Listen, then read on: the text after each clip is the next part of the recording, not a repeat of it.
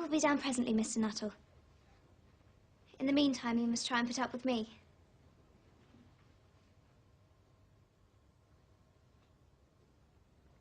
It is very kind of you to wait with me.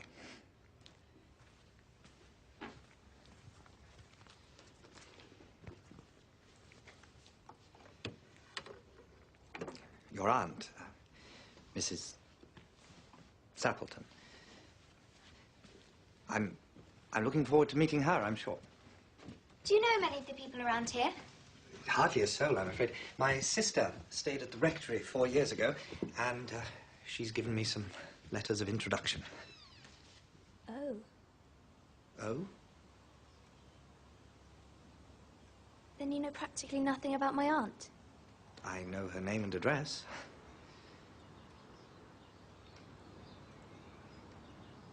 Her great tragedy happened just 3 years ago. That would be after your sister's time. Her tragedy?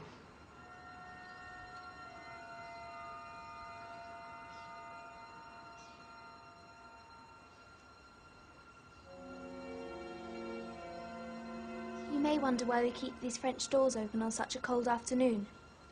It is quite warm for the time of year.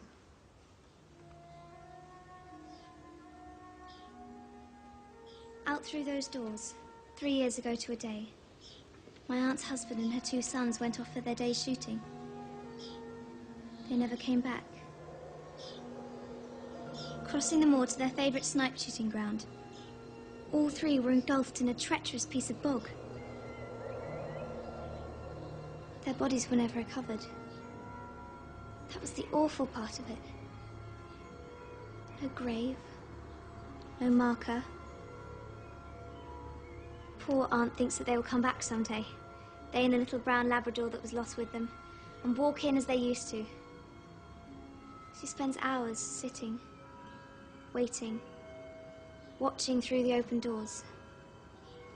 She won't allow them to be shut until it's dark outside.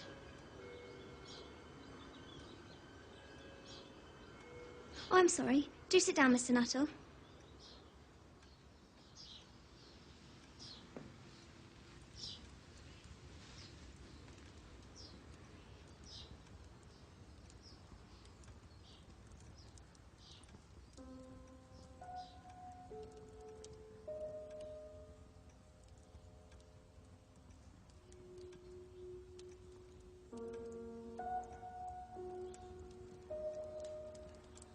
That was done shortly before they...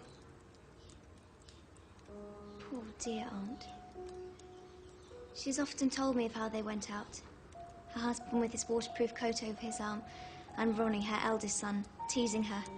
The tea'd better be ready when we return, Mamma, else there'll be hell to pay.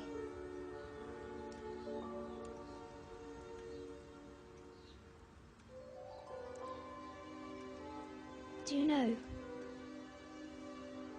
Sometimes, on still, quiet evenings like this, I almost get a feeling that they will all just walk in through those doors.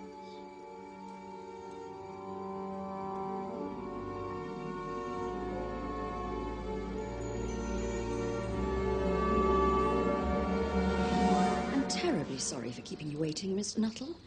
I hope Vera has been amusing you. She has been very interesting. Oh, I hope you don't mind the French doors. My husband and my sons will be home directly from shooting, and they always come in this way. Well, they've been out for snipe in the marshes today, so they'll make a fine mess of my carpets. Typical of you menfolk, isn't it?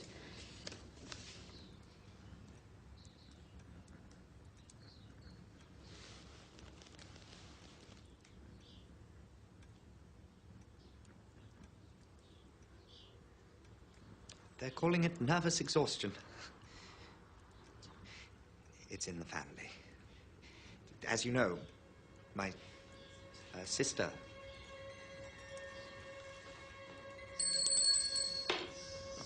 Is the tea ready? Make sure it is. I seem to remember your sister.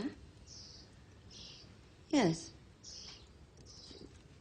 sweet lady. Yes, your sort don't come down so much anymore.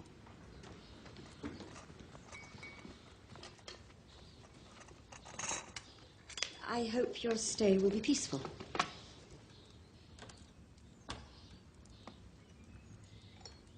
Are you a shooting man, Mr. Nuttall? Milk? Just a little. It hasn't been the same these last few years. The rain and the mud, you see. It's made an infernal quagmire at the marshes. The doctors agree in ordering me complete rest. An absence of mental excitement and anything in the nature of violent physical exercise.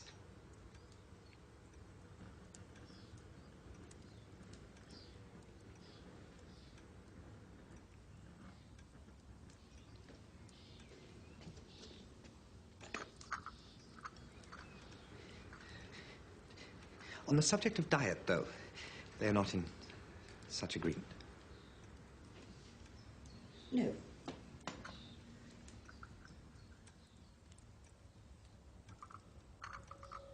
Oh, here they are at last. And don't they look as if they're muddy up to the eyes?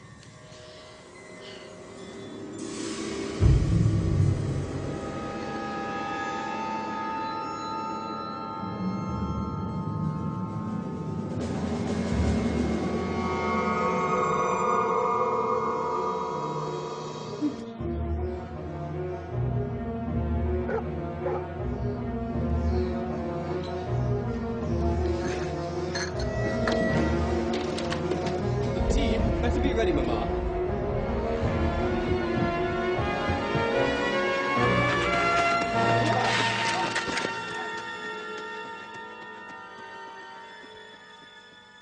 Oh, you're covered in mud. Oh, fairly muddy, my dear, but most of it's dry.